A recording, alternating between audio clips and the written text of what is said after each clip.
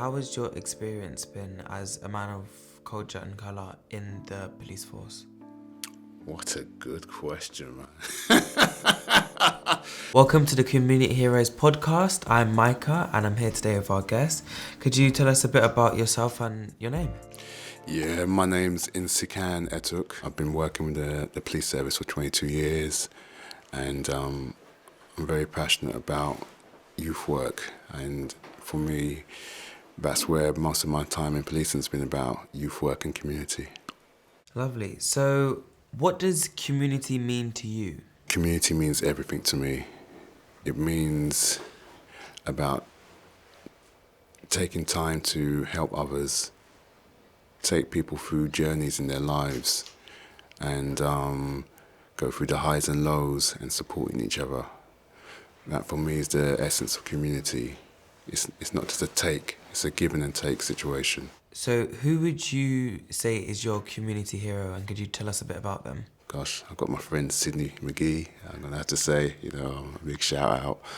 And I'll give you a bit of insight into that. When I was, I came into policing wanting to make a difference with the young people, but there was a barrier, and it was an understandable barrier because it was a barrier that I had when I was growing up with policing. And having individuals that shared that same vision and passion for youth, that made a difference. And so it helped me in establishing amazing relationships with young people in the community, and in that sense, fulfilling my objectives in terms of like making a difference in people's lives. Could you tell us a bit about the type of youth work that you do? I'm trying to build bridges between the community, the youth, and policing, and I want the voices of young people to be heard. Because for me, when I was growing up and I was doing work with young people, it was about supporting and developing them. That was the first stage of my career, and I had the most amazing people around me, with that vision to do that. But the second stage was now creating a platform to get their voices heard. So that's where I am at my journey now. I want young people's voices to be heard. I want young people's voices to make the changes. So, what do you feel about the reduction of youth service, and how does that affect your job? All the work that goes into young people and the change, that transition, the development, and it's not something that can be done with a quick fix. It's a journey, it's a long journey. And when you start reducing programs that make a difference in young people's lives, it really does have it takes its toll in the community, and it takes its toll in my type of work, policing-wise, because we need to give young people positive things to do in order to progress and develop. And if they're not getting that, what are they going to do to fill that void? Yeah, and so it's for me, I've seen so many amazing young people develop into really, really good jobs, really, really good citizens, and that's been off the back of the work with community work, good community programs that have made a difference, that have been with them through that journey and have supported them. What are your thoughts of the riots in 2011? That was a tough time. That was a hard time. I saw there was just so many different angles I could touch upon with regards to the riots. I'd heard about riots growing up, the Brixton uprisings and stuff like that, the stuff in America and the States. But to actually see it, to witness it in front of your own eyes, wow. That was, it was scary. I come from it at a different angle than, a lot of people. I came from it from not just a member of the public, but, policing it.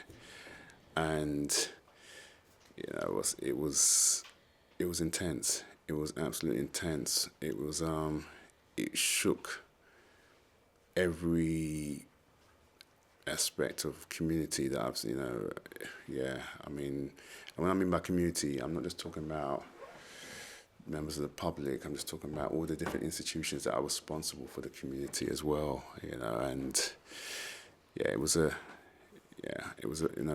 difficult time. I mean, like, you got to bear in mind the time scales of the riots. It came after the 2010 elections, and there was cuts in funding and stuff like that, massive cuts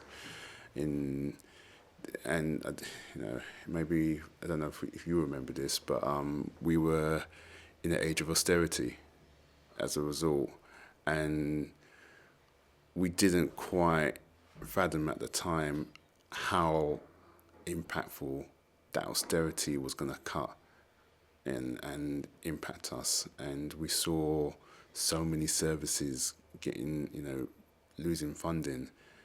And for me, which was sad, was the young people, because it was the young people that suffered a lot. I saw it. I saw amazing programs that were the heartbeat of the community, and were churning out so many amazing young individuals.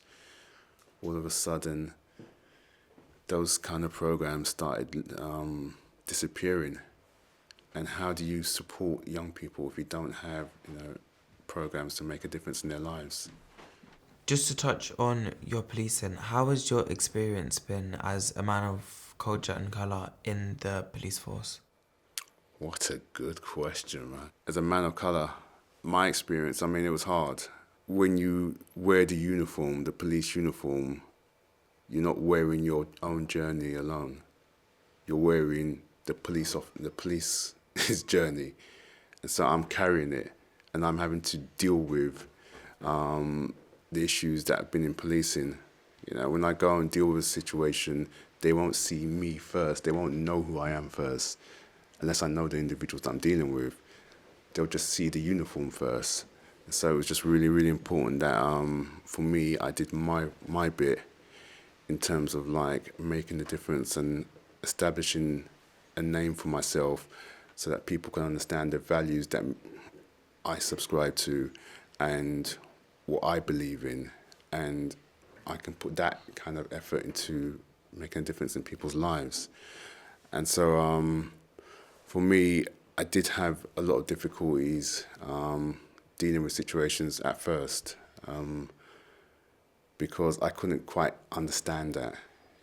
I'm a nice, caring person. I've got all these values to make a difference in people's lives, and I would get a backlash. I'd get called all kinds of names and stuff like that. What's it called? And it hurt, because when you're trying to do something for the community and you're getting a backlash, what's it called? It's not nice. But in time, you have to find your way. And one of the key things I say to people is find your purpose. Yeah, find your purpose in life. Yeah, whatever your purpose in life is, follow it and take it, as far as you can, because no matter what, you might come across adversity, you might come across issues, but if you have purpose, you have direction. And what's it called? I was able to, despite all the negativity that I had, I was able to see some amazing things happen. And then, I mean, even like in this room, I'm seeing young people that I know their parents and what's it called, older generations and stuff like that. And that's because of having that purpose and seeing the journey through.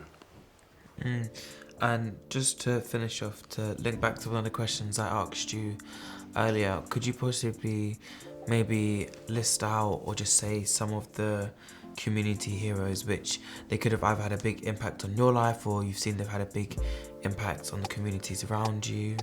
My heroes, I mean, like I mentioned Sydney, what's it called? I can mention like the likes of Anna Lumley. I can mention the likes of, what's it called?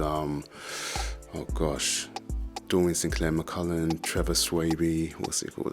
There's, Jonathan Toy was somebody. There was like there was teachers that I worked with. Then from the policing side, I had like police line managers that shared that vision, and there was like some really good police officers that really wanted to make a difference. There's so many individuals, I couldn't list them all, but during the early stages, they were essential in helping me find a way to achieve my purpose. So thank you so much for sharing with us today. No worries. And thank you for tuning into this week's edition of Community Heroes podcast. Hope to see you again next week. Please like, subscribe, follow, and leave a comment. Let us know what you're thinking. Bye.